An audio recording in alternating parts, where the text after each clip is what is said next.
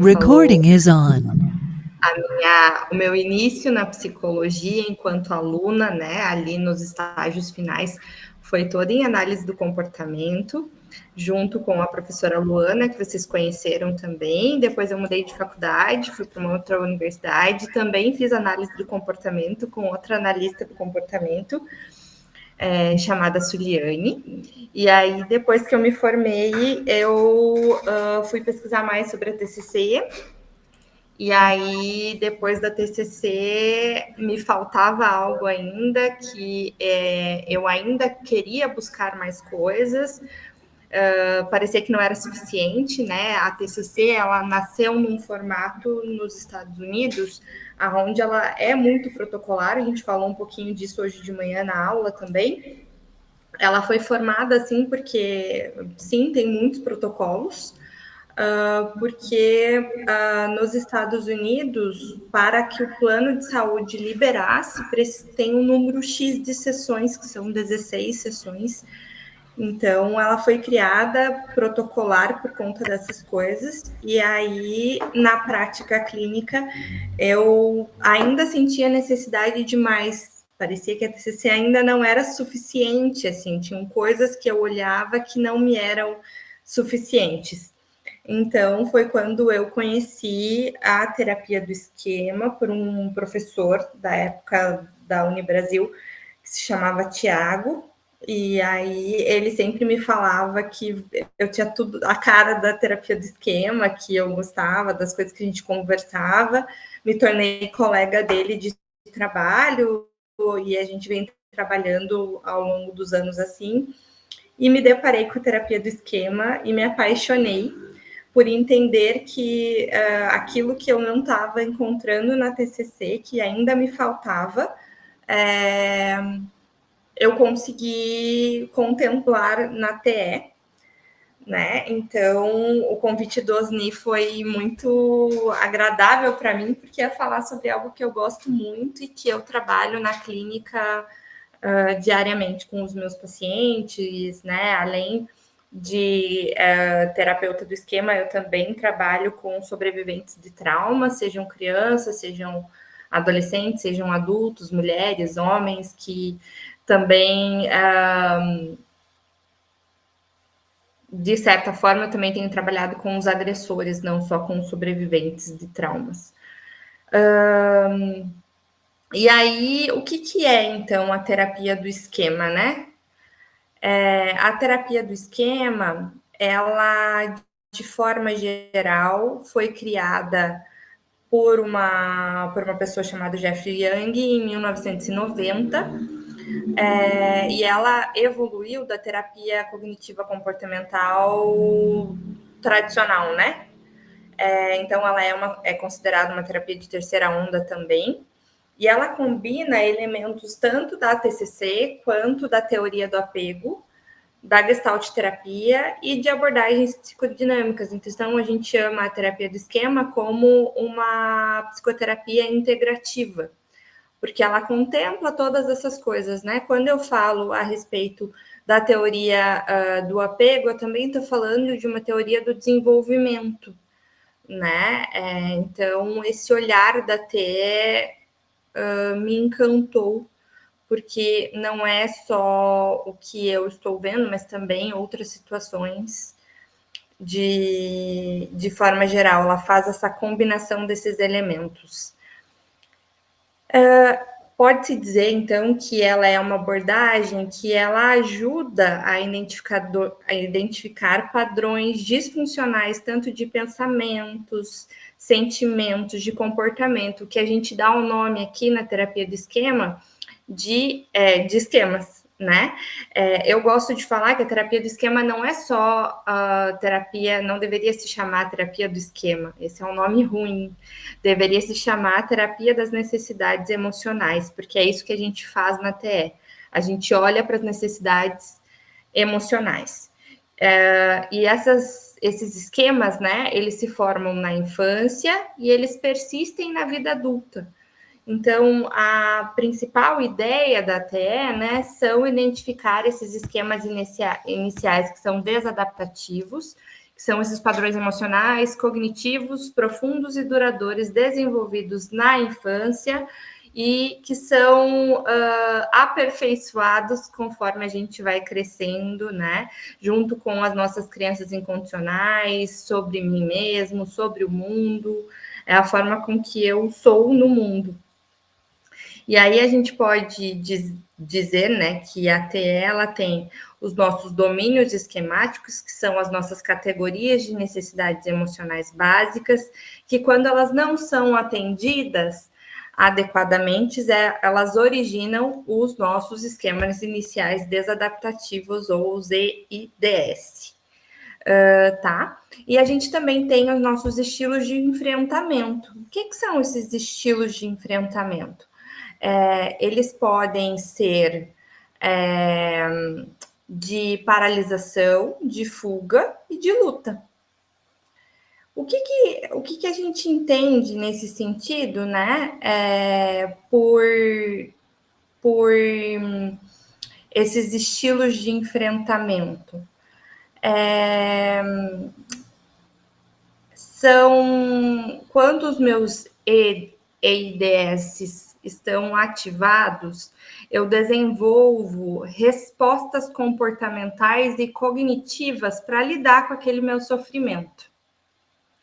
Então, são a paralisação, né, ou essa resignação, ela é a reação previsível diante de um esquema, aceitando sem muita resistência a situação. Eu paraliso mesmo, eu aceito que aquilo está acontecendo. Quando eu falo em fuga, eu falo de uma tentativa de evitar a qualquer custo o contato com as informações, com situações, com até mesmo com afetos que vão me fazer ativar os meus esquemas iniciais desadaptativos, ou seja, que vão me tornar vulneráveis para aquilo, tá? E quando eu falo em luta ou hipercompensação, são a minha ação oposta ao esquema. Então, se eu tenho um esquema lá, onde eu não me sinto capaz de alguma coisa, eu vou me fazer capaz. Então, eu vou lutar a todo custo para fazer o oposto daquilo que o esquema está me dizendo. De certa forma, isso acaba por confirmar as minhas crenças, né? Funcionando como se fosse um mecanismo de proteção. Então, eu não vou me dar, eu não quero aceitar que aquilo aconteceu. E dentro da terapia do esquema também a gente tem os nossos modos esquemáticos, que são os nossos estados emocionais, comportamentais, temporários, que são ativados quando os meus esquemas iniciais desadaptativos são disparados por situações em que eu vivo no meu dia a dia. Pessoal, vocês podem ir me parando, vocês podem ir perguntando no meio do caminho, eu acho que fica um pouco mais atrativo também vocês irem me questionando no meio do caminho sobre isso, tá? Então, se forem surgindo dúvidas, vocês podem ir me perguntando. Perfeito. Dúvidas iniciais, jovens? Pode seguir, Marcelo Chimaneski. Certo. Então,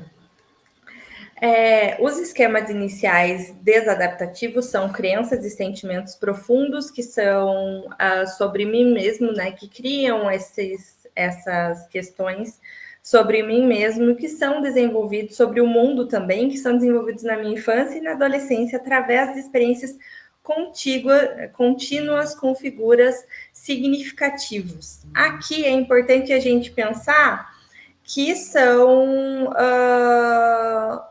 quem são as nossas figuras lá no início da nossa vida, e por isso que a teoria do apego ela vem aqui nos ajudar também, que é quem são essas figuras significativas para a gente.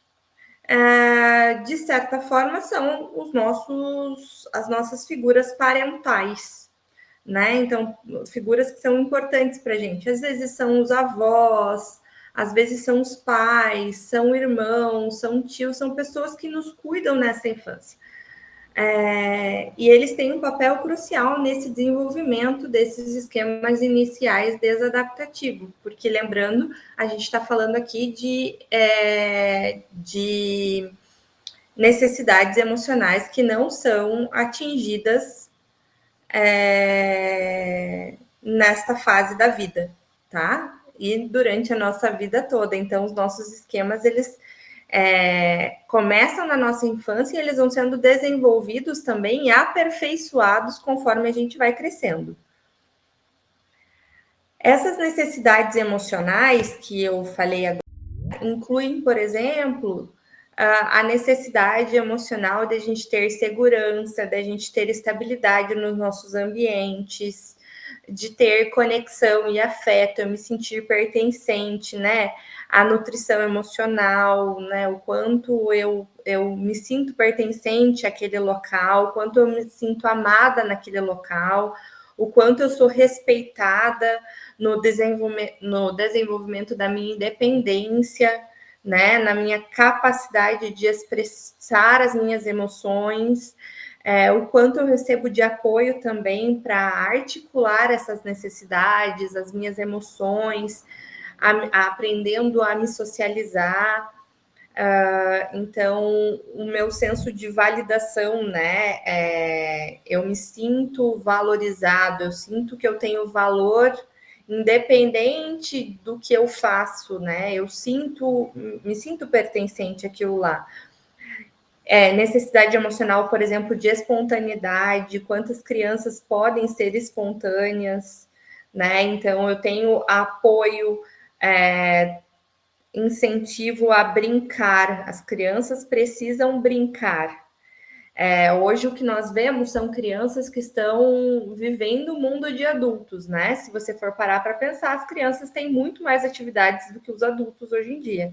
Então, eles estão na escola de forma geral, de integral, em escolas integrais. Eles têm atividades como inglês, judô, todos os dias da semana eles têm uma atividade, mas eles não têm uma coisa, que é espaço para brincadeira, para expressão livre de quem elas são. Então, eu recebi uma paciente uma vez que a mãe não permitia, por exemplo, que ela brincasse de se sujar. Ela não podia se sujar. Ela vinha para o consultório vestida como uma mini adulta. E ela não podia derrubar a água, ela tinha 4 anos e ela não podia derrubar a água, ela não podia, ela precisava ser muito correta na articulação das palavras, então ela fazia fono porque ela trocava algumas letras ainda e ela só tinha 4 anos de idade.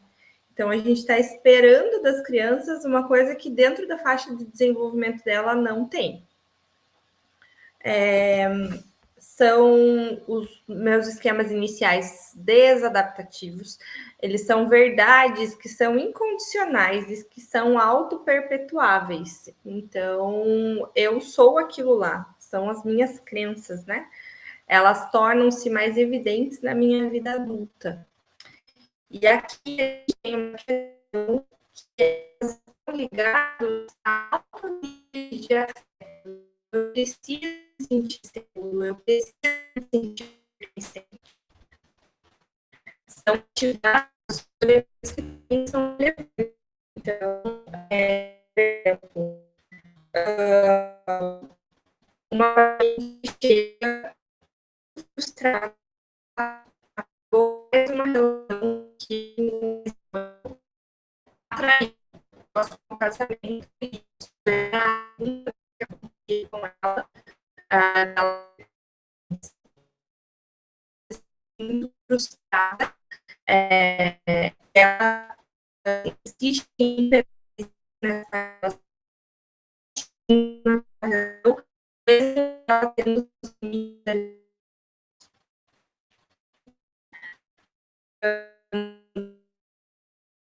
não quiser como uma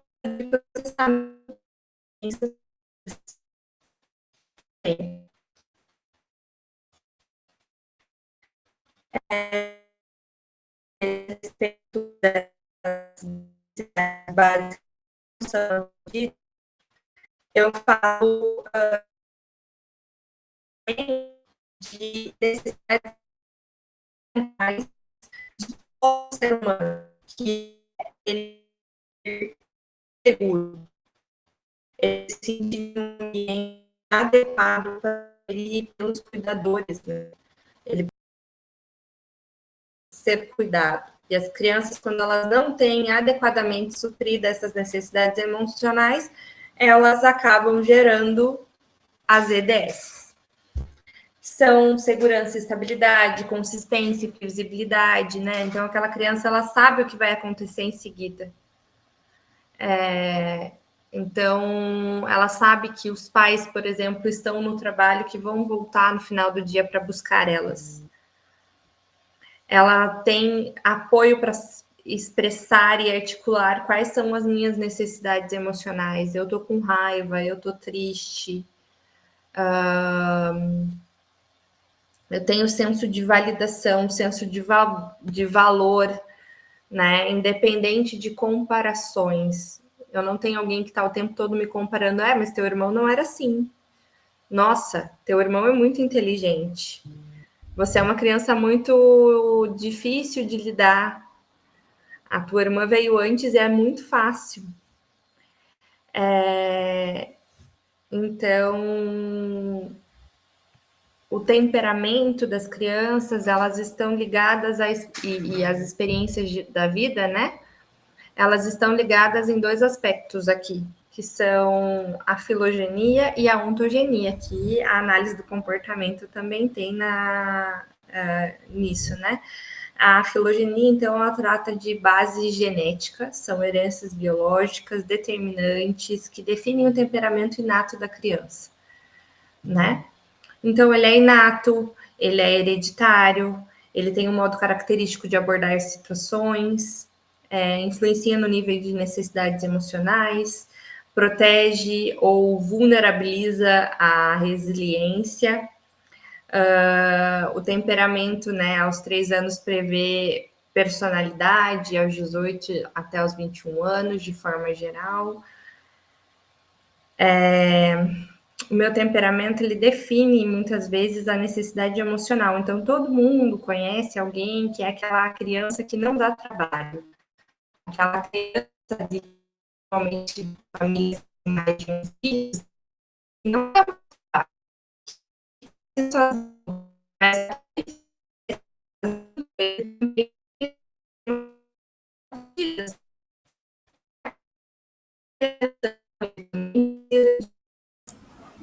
Oi, Marcela.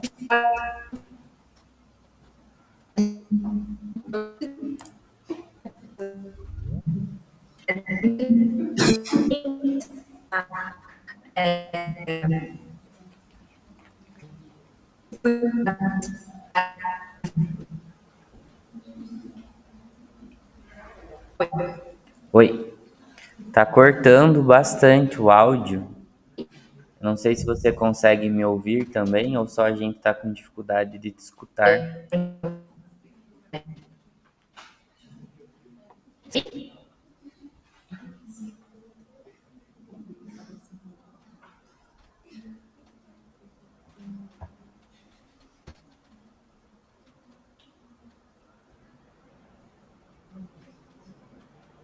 Interrompeu.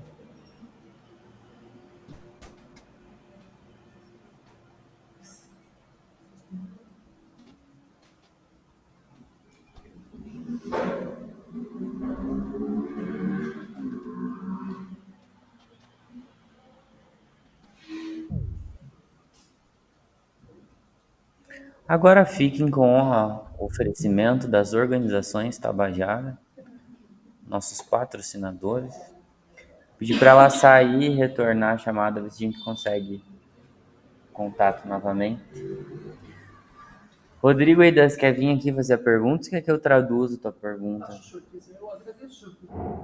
Professor, só uma dúvida. É uma técnica, não uma abordagem, correto? É uma técnica de terceira onda. Ok. E a segunda, tudo que é desadaptativo é ruim?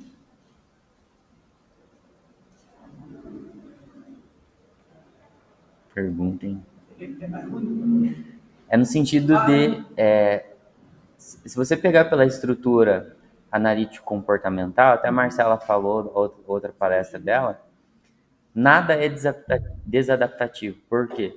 Porque um comportamento inadequado, ele é um comportamento de adaptação ao meio. Entende? Então, a palavra, para nós, dentro das comportamentais, ela fica ruim. Então, se você fizer a comparação no desadaptativo, comparando com o inadequado, sim, ele é ruim porque ele está trazendo prejuízo ao indivíduo. Mas, na verdade, foi a forma que o indivíduo se adaptou ao meio. Então, ele tem função. Por isso que é complexa a resposta. Mas, sim, quando ela está falando desadaptativo, ela está se referindo ao que é inadequado, ou seja, tem um prejuízo significativo ao indivíduo, e aí ele precisa de intervenção, né, nesse sentido. Obrigado, professor. Oi, Marcela. Vocês me escutam? Agora sim conseguimos. Se você quiser compartilhar novamente, fica à vontade. Tá, eu acho que pode ser a internet aqui, então eu vou fazer o seguinte, para não correr o risco, porque eu não via a mensagem de vocês ali. Tá bom? Você quer que eu apresente? Acho que ou eu posso falar igual a gente fez pela manhã e depois eu mando os slides e vocês Perfeito. verificam. Eu já encaminhei os slides para eles, então eles podem acompanhar pelo aparelho deles. Eu vou abrir a tua tela no principal aqui, aí você fica à vontade. Isso. Tá. Alguém tem mais alguma dúvida? Eu peguei só o finalzinho, que foi a mesma pergunta da manhã, né? Eu acho que sobre o que é os esquemas iniciais desadaptativos ou adaptativos. Isso, exatamente. Eu acho que talvez um complemento que não apareceu é que pela manhã eles perguntaram se haveria algum esquema adaptativo, né? Algo nesse sentido. Aí, se você quiser complementar, fica à vontade. Eu acho que os esquemas. Eu não gosto muito da palavra adaptativo ou desadaptativo, porque todo comportamento acaba tendo uma função, né? Que é o que o professor Oden estava falando. Então, quando a gente fala em desadaptativos ou adaptativo, a gente está falando da função do comportamento mesmo, né? E quando ele traz prejuízos àquele indivíduo, que é quando a gente vai olhar, como eu falei dessa paciente, né? Eu não sei se vocês chegaram a ouvir sobre ela, mas ela permaneciam em relações. Já viram aquele ditado? Ela chegou para mim, a frase que ela usou foi a seguinte: eu tenho dedo podre para relacionamentos, então são ciclos repetidos, né? E é nisso que a gente vai olhar o que é esse esquema que está fazendo ela perpetuar dentro desse mesmo ciclo. Então a gente vai buscar o rompimento desse ciclo, né? Atendendo às necessidades emocionais que por vezes não são atingidas nisso. Então, quando a gente fala sobre desadaptação, a gente está falando sobre isso. Quais são os comportamentos daquele indivíduo que estão trazendo prejuízos para ele. Então, a terapia do esquema vai tentar eliminar, de certa forma, a perpetuação desses esquemas, interrompendo esses ciclos que são disfuncionais para aquela pessoa. A terapia do esquema, ela tem uma base teórica gigantesca, né? Ela vem sendo estudada desde 1990, né? Desenvolvida. Então, ela tem estudos que envolvem a terapia de esquemas para casais, terapia de esquemas para crianças e adolescentes, de forma geral. Ela utiliza de muitas técnicas também, então elas têm técnicas, por exemplo, técnica da cadeira, técnica de imagens. A gente pode trabalhar com baralhos, né? Aqui eu estou no consultório, eu consegui pegar, eu tenho os baralhos que são desenvolvidos para a gente utilizar também em sessão. Esse aqui é um baralho de estilos parentais, porque lembra que eu falei para vocês que os nossos cuidadores são pessoas que também estão ali, que podem ajudar a desenvolver esses esquemas desadaptativos. Então, a gente lida com esses estilos parentais também. É importante que a gente entenda quem são as referências daquela pessoa que a gente está atendendo. Como que ela via esses cuidadores. Se eles eram, por exemplo, pais presentes na vida dele, né? Como que era esse apego, essa vinculação. Porque, por exemplo, pais superprotetores, eles podem gerar um esquema que a gente chama de emaranhamento. Aquela pessoa sai de casa, mas ela não sai de casa. É como se a gente olhasse o fio de luz no poste ali e a gente não conseguisse enxergar o começo ou o final daquele fio. Eles continuam ali convivendo emaranhados. Eu vou mandar depois para o professor Osni uma lista de filmes que a gente pode trabalhar também. Então, quando a gente vai trabalhar cada esquema, a gente pode utilizar do recurso de filmes também.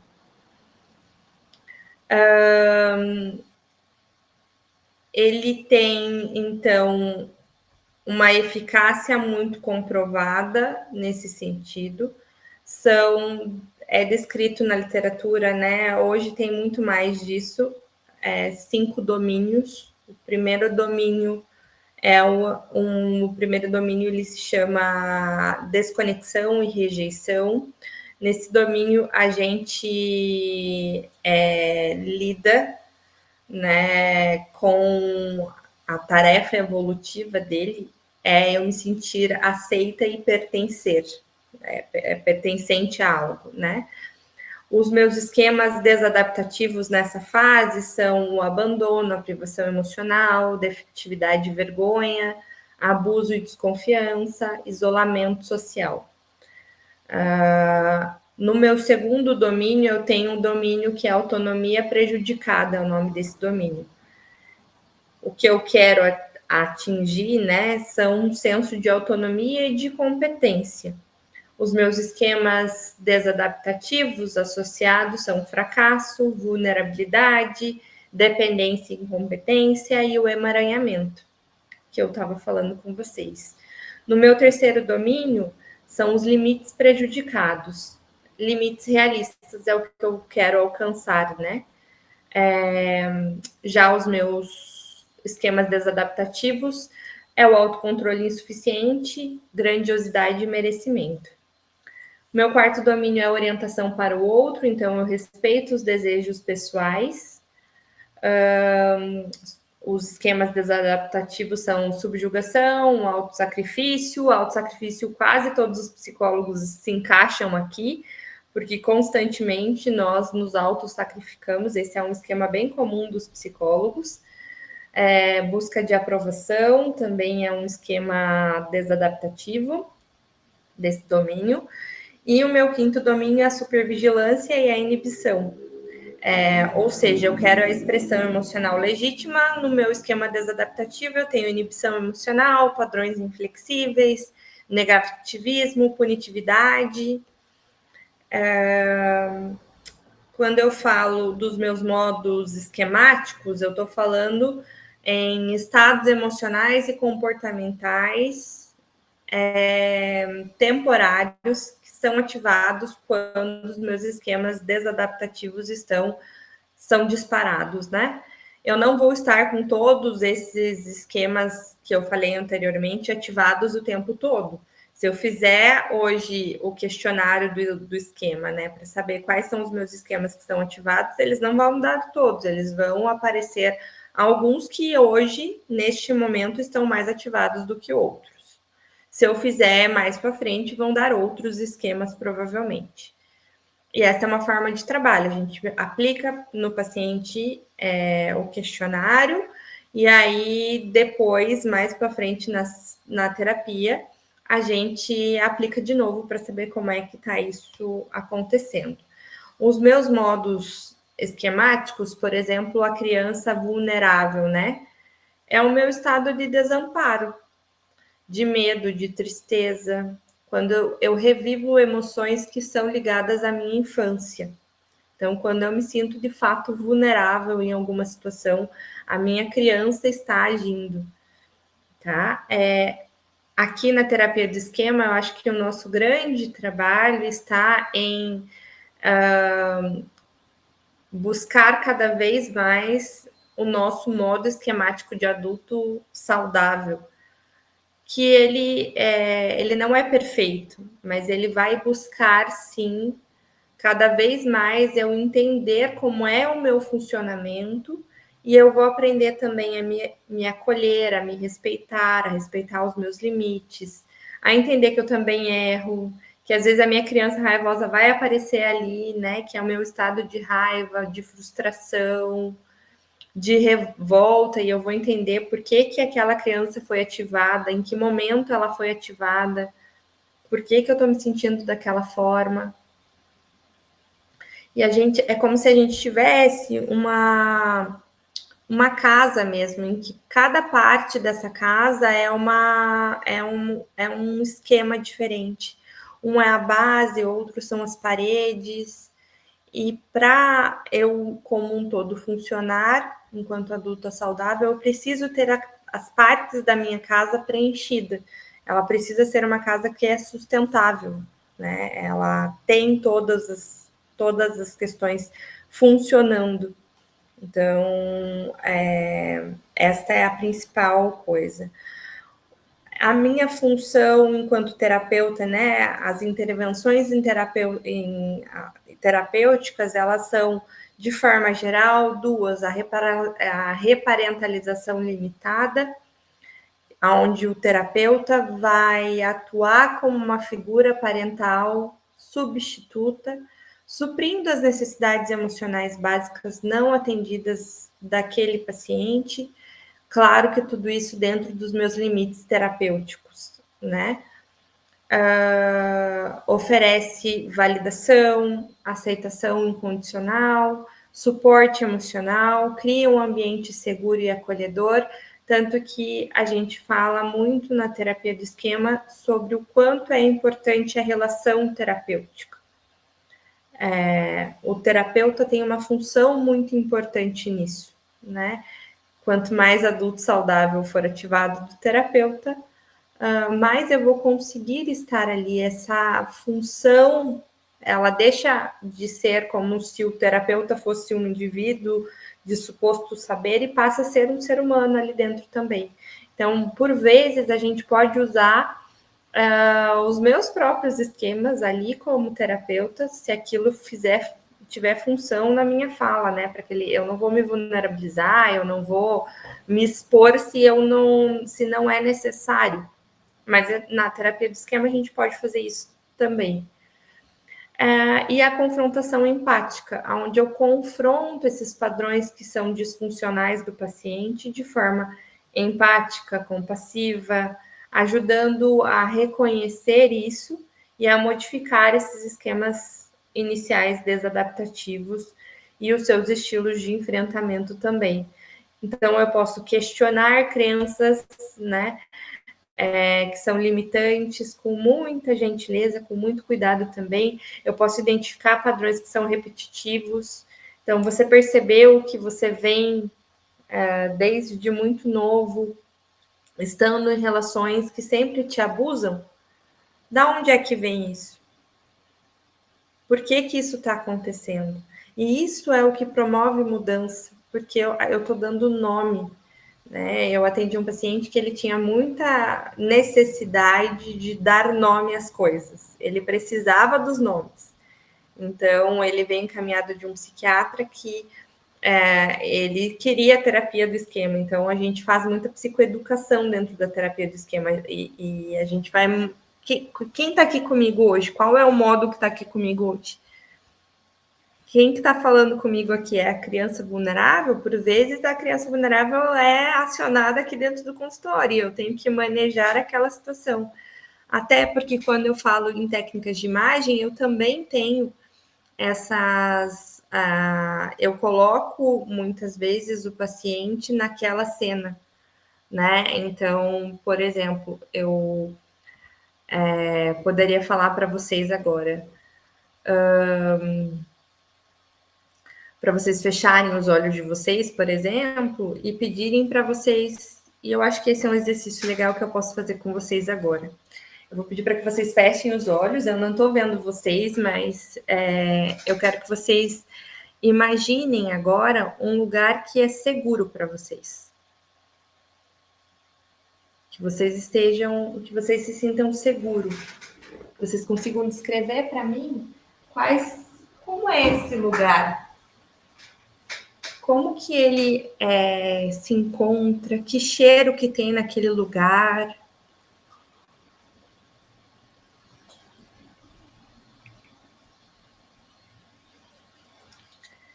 O que vocês sentem quando vocês estão nesse lugar? Quais são as sensações, quais são as emoções?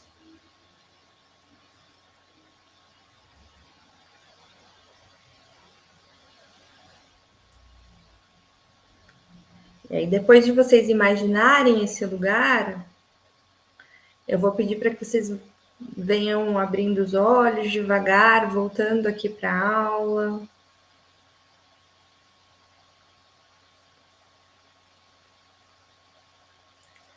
E esse é um dos exercícios que a gente pode fazer em terapia do esquema. Eu monto para o paciente um lugar que é seguro para ele. Às vezes, com as crianças, o que eu faço é pedir para que elas desenhem esse lugar seguro também. Então, às vezes elas falam, eu fico muito nervosa lá na sala de aula, quando eu tenho que apresentar um trabalho. E aí a gente apresenta repertório para elas, a gente apresenta para elas como que elas podem lidar com aquela situação, né? Então, desenhar o lugar seguro delas é importante, porque às vezes é o que eu vou ter. Eu não vou poder ir para o colo da minha mãe, que é onde eu me sinto seguro. Então, eu tenho isso como um lugar, né? Que eu posso, em qualquer lugar, acionar. Então, essa é uma das técnicas. Com isso, a gente pode... Essa é uma técnica que a gente chama de técnica de imagem, né? E a gente eu posso, por exemplo, conduzir o paciente para esse lugar seguro e depois levar ele para a situação onde ele passou por alguma situação delicada, que não foi muito boa para ele, como que ele vê aquela situação, eu posso colocar pessoas naquela cena, eu posso me colocar naquela cena como uma pessoa que é de confiança dela, né? E posso fazer a confrontação empática ali, a reparentalização limitada também, mostrando para ela que ela hoje está num ambiente que é seguro, tá? Alguma dúvida até aqui, gente?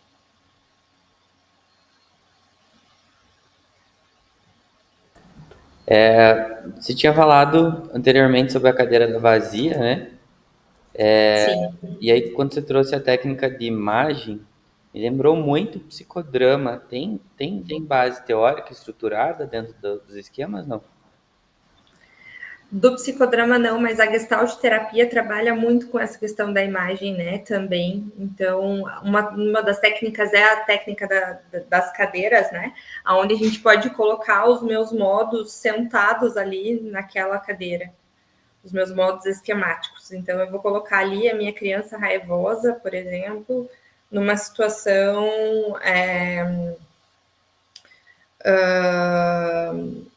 em que ela não me permitia. Eu fui num congresso de terapia do esquema da Weiner o ano passado, e aí quem criou a técnica da cadeira estava nesse congresso e ele fez com os terapeutas que estavam lá nesse congresso, ele fez a aplicação da técnica da cadeira. E a pessoa que foi lá, ela colocou, então, uma criança que era muito raivosa, sentada em uma das cadeiras, ela se colocou em outra, ela colocou uma criança vulnerável também. Ela estava tentando engravidar e ela não conseguia engravidar, porque ela tinha muito medo de ser a mãe que ela teve como mãe. Então, ele fez todo um trabalho desenvolvido com as cadeiras, nesse sentido, para que ela tivesse espaço agora naquele local, enquanto adulto saudável, que ela podia tomar as decisões por ela, que ela não precisava repetir aqueles padrões. Então, essa é uma técnica bem legal, mas tem base teórica e vem muito da Gestalt terapia.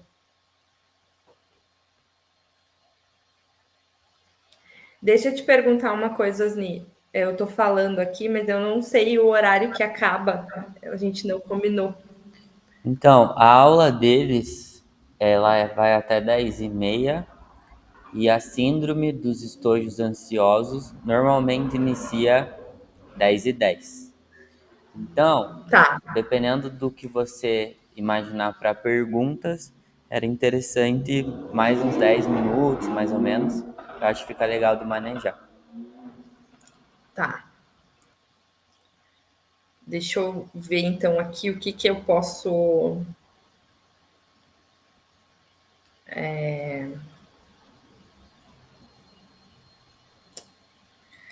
Eu vou trazer, acho que, um caso clínico que vai ficar mais interessante. Então, a Marina, ela era uma mulher, né, de 34 anos. Ela trabalhava com recursos humanos no RH, então. E a queixa principal dela, quando ela veio, era depressão, ansiedade, relacionamentos amorosos repetidamente fracassados, dificuldade em estabelecer limites profissionais. A Marina, ela veio de um histórico familiar, onde a família, o pai dela era alcoólatra, né, alcoolista, e ele era emocionalmente ausente, enquanto a mãe era super protetora e muito controladora. E os seus pais frequentemente discutiam sobre sobre as suas responsabilidades parentais ali, deixando a Marina com a sensação de ser um problema, a pessoa que causava conflitos para ela. Quando a gente vai fazer o início da terapia do esquema ali, a gente diz que umas 3, 4 sessões iniciais ali são dessa avaliação. Então, a gente percebeu na Marina, né, um esquema desadaptativo de abandono, que é um esquema de primeiro domínio, lá de desconexão e rejeição. A origem, quando a gente vai investigar mais, a Marina era. O pai da Marina era extremamente distante emocionalmente. E isso ele frequentemente desaparecia por horas, por dias, devido à condição dele. Então a Marina, ela internalizou a crença de que as pessoas que a amam eventualmente a abandonam. Como que isso se dava na Marina, né? Ela se sentia em pânico. Marina foi o nome do personagem que eu dei, não é real, né? É claro que eticamente eu nem iria expor alguém nesse sentido. Então, a Marina, ela se sentia em pânico quando os parceiros mencionavam, por exemplo, que eles iriam viajar ou que eles tinham um trabalho extra no final de semana, ou quando ela sentia, por exemplo, que estava próxima a uma separação. Ela interpretava esses sinais como sinais que, olha, ele vai me abandonar. Ele não está respondendo as minhas mensagens imediatamente. Ou seja, ele vai me deixar. Ele vai ser como meu pai e vai me deixar. O abandono surgir aqui, essa criança muito vulnerável surgir aqui. Como ou ainda como um esquema adaptativo, né? Tinha a defectividade e a vergonha também, que também é de primeiro domínio, né? Que é uma desconexão e essa rejeição. Os seus pais discutiam frequentemente na frente dela. O problema era o que a Marina era, o que traz para ela um prejuízo muito grande de que eu sou errada, eu sou indigna de amor. Então, a Marina acreditava que as pessoas, quando elas conheciam ela efetivamente, elas iam a rejeitar porque ela era errada. Então, ela mantinha relações que ela fingia ser quem ela não é, para evitar essa rejeição dela.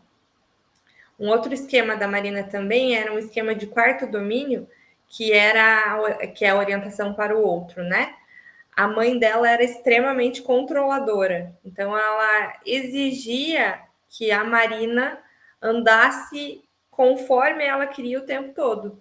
Então ela aprendeu que as necessidades dela, os desejos dela não eram importantes. Os desejos da mãe era o que era importante, porque era isso que mantinha a paz no lar dela, né? É isso que satisfazia os outros. Então, no trabalho da Marina, isso se apresentava, por exemplo, ela aceitava todas as tarefas de forma excessiva. Ela não conseguia dizer não em nenhum momento. E isso também acontecia nas relações, nos relacionamentos amorosos dela, né? Porque ela se sacrificava os próprios interesses o tempo todo em prol do outro. E isso fazia também que os parceiros delas a desrespeitassem. Muitas vezes. Um quarto esquema dela também era o autossacrifício, que também é de quarto domínio, né? Onde a Marina se subjugava, se autossacrificava o tempo todo. Ela aprendeu que o seu valor enquanto pessoa vinha de ser útil aos outros, especialmente quando ela tentava consertar, entre aspas, o pai dela.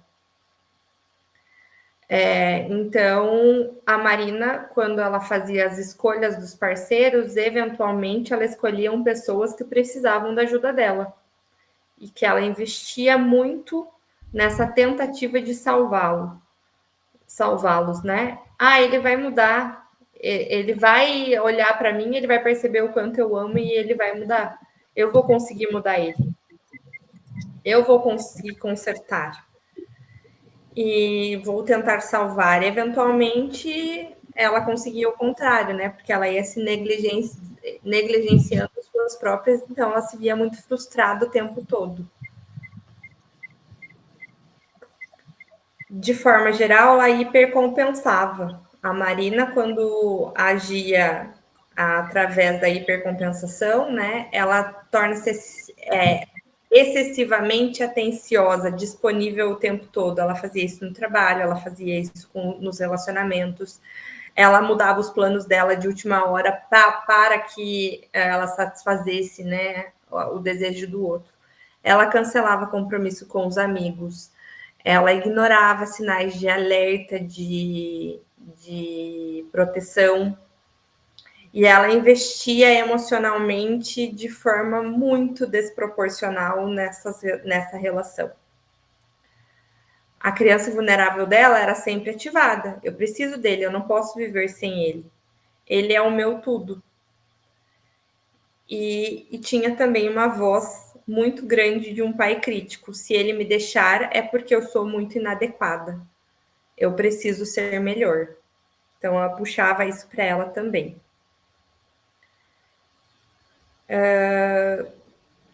Quando a gente vai trabalhar, então a gente vai primeiro fazer a psicoeducação, do que são esses esquemas, do que estão ativados nesse momento, como que isso se dá emocionalmente, cognitivamente, de forma física, de forma relacional na vida da Marina. E o que a gente vai fazer é que justamente quebrar esses ciclos, né, através de técnicas e ajudando ela nesses estilos de enfrentamento que são disfuncionais para ela. A gente reconhece isso, então, e a gente entende que esses esquemas, quando estão perpetuados, eles geravam as escolhas de parceiros que não são adequados para ela. Por exemplo, quando eu pedia para ela identificar de onde que vinha isso para ela, né? Por que ela precisa consertar o tempo todo as situações? Ela falava, meu pai era assim. Eu tentava ser perfeita, não errar, não gritar, não brincar, não fazer barulho, porque isso deixava ele chateado, porque isso impedia ele de ir para fora. Então, que ele ficasse em casa mais tempo. E aí eu validava ela falando que os sentimentos dela são compreensíveis, que não era culpa dela que o pai era indisponível. Ela era só uma criança, e aí a gente acolhe aquela criança.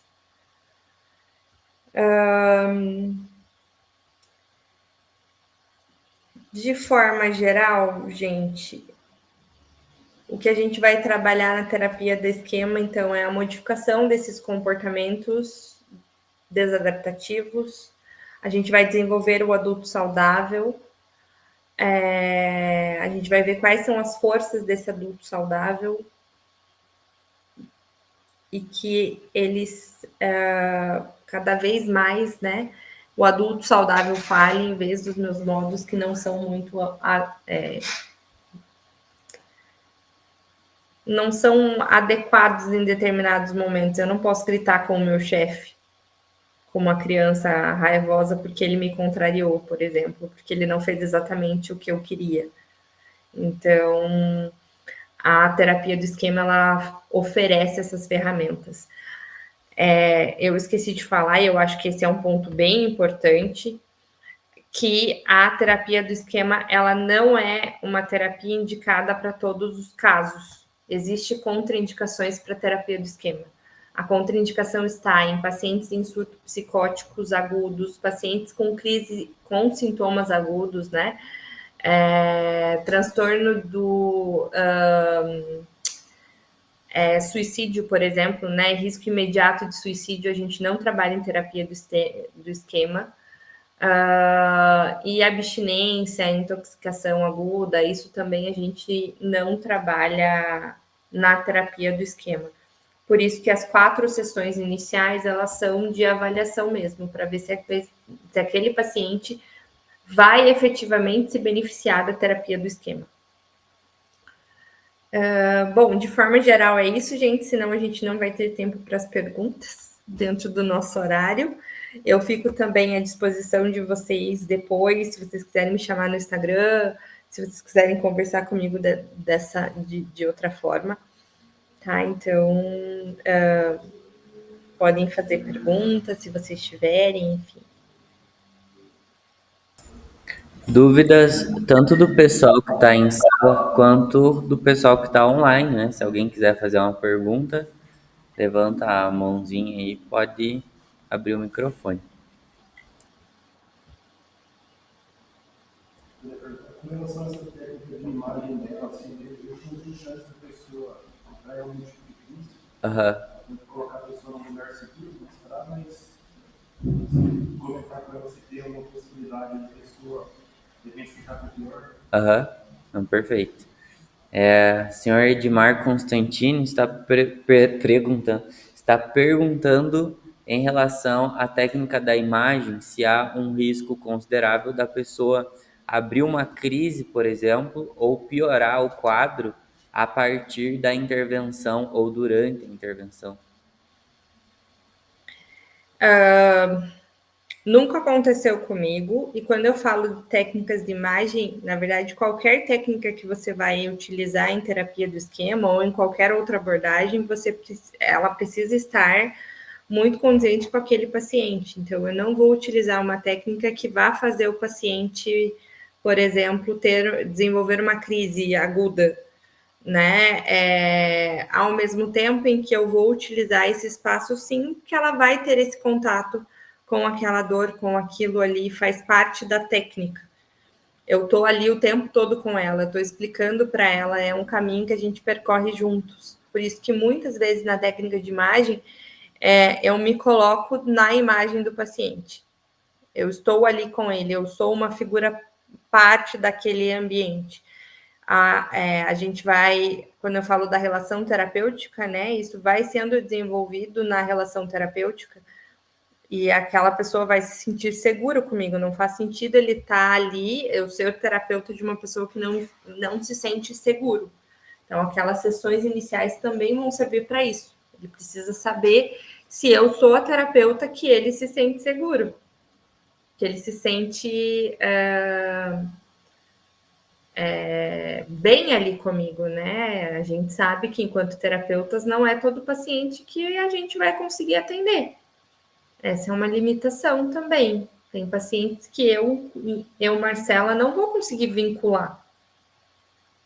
Não vou conseguir fazer o meu melhor trabalho ali.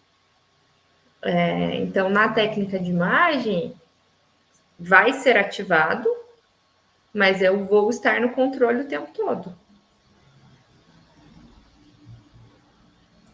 Respondi a pergunta dele? Ele disse que respondeu. Eu tenho 2 considerações a partir dessa pergunta que eu acho que são bem importantes.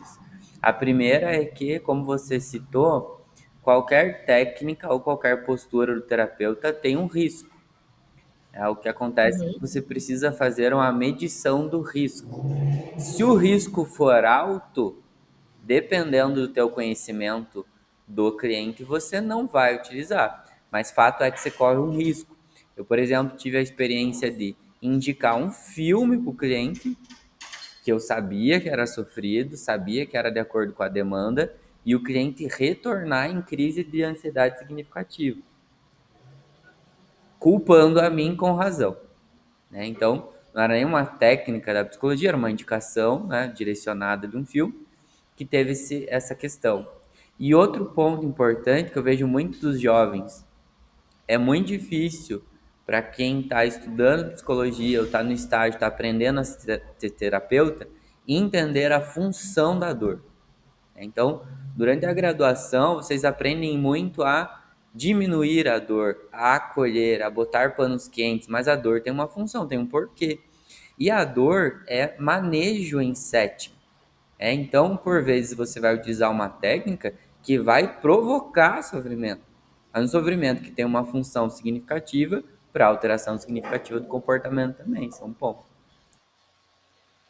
Quando a gente trabalha com traumas, né, a gente eventualmente, eu trabalho com uma abordagem que se chama terapia de exposição narrativa para trauma, e como o próprio nome diz, é exposição. Então, eu vou levar aquela pessoa ao momento em que ela vivenciou aquela dor, aquele trauma.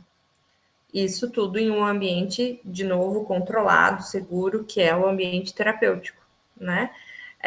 Quer dizer que ela vai sair da sessão, nossa, maravilhosa, como eu estou me sentindo bem? Não, por horas ela vai sentir raiva de mim, por horas ela vai ficar mais irritada, mas isso tudo tem uma função dentro da terapia, né? Na terapia do esquema não muda, por isso que, por exemplo, a TE, né, ela não é aplicada para pessoas que têm risco de suicídio, porque eu não vou manejar isso aqui em TE.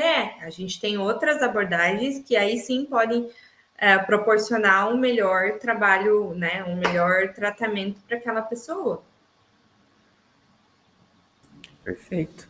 Outras dúvidas, jovens? Fiquem à vontade. Deixa eu acender essa luz primeiro.